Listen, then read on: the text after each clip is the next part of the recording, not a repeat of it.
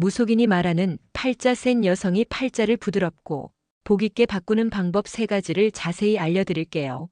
팔자가 센 여성분들은요, 좋은 기운도 크지만 삶의 굴곡도 강하게 나타나는 경우가 많습니다. 실제로 무속인들은 팔자가 센 여성은 보통 기운이 강하고 남자복이나 가정운이 약하게 태어나는 경우가 많다고 해요. 하지만 이건 단점만 있는 건 아니고 오히려 팔자를 잘만 다스리면 큰 복을 받는 사람이기도 합니다. 첫 번째, 이름을 개명하는 방법입니다. 팔자가 센 여성은 대부분 사주에서 기운의 균형이 깨져 있거나 너무 강한 기운이 몰려 있는 경우가 많습니다. 이럴 때 무속에서는 이름을 바꾸는 걸 추천하는데요. 이름은 본인의 기운을 지속적으로 부드럽게 만들어주는 힘이 있다고 보기 때문이에요. 특히 이름 속에 너무 강한 자음이나 불길한 한자가 포함되어 있을 경우 좋은 기운이 들어와도 튕겨나가게 됩니다. 그래서 사주에 맞춰 부드럽고 조화로운 기운이 흐르는 이름으로 바꾸면 결혼운, 인간관계, 재물운까지도 자연스럽게 풀리는 경우가 많습니다. 복 있는 팔자로 바꿔주는 황금돼지를 빠르게 2번 터치해주세요. 두 번째는 인연 선택을 신중히 하는 것입니다. 팔자 센 여성분들은 남자복이 약하거나 기운이 센 남자와 부딪히는 경우가 많습니다. 이럴 때 무속에서는 꼭 내 기운을 눌러줄 수 있는 인연을 만나야 한다고 말씀하시죠.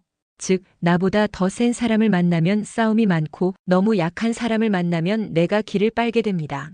그래서 사주를 보고 궁합이 맞는 사람, 나의 센 기운을 감싸줄 수 있는 속 깊고 안정된 성향의 사람을 만나는 것이 중요해요. 결혼이 팔자 전체 흐름을 바꾸는 큰 전환점이 되기도 하거든요. 세 번째, 거주지나 생활 환경을 바꾸는 방법입니다. 팔자가 센 여성분들은 특정 지역이나 공간에서 기운이 더 세지거나 꼬이는 경우가 많아요.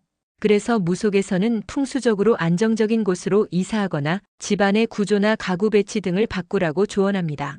예를 들어 현관이 너무 좁거나 화장실이 중앙에 있으면 기운이 막혀서 인간관계나 재물운도 나빠지는 경향이 있거든요.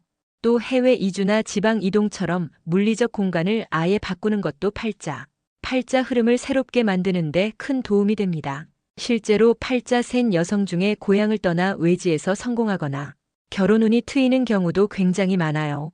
팔자가 세다는 건 복도 크다는 뜻이에요. 다만 그 기운을 어떻게 다루느냐에 따라 운명의 방향이 바뀌는 거죠. 내 사주에 맞는 이름, 인연, 공간을 잘 정비해 주시면 지금보다 훨씬 부드럽고 복 있는 인생으로 흐름을 바꾸실 수 있습니다. 구독, 좋아요 눌러주시고 다음 정보도 놓치지 마세요.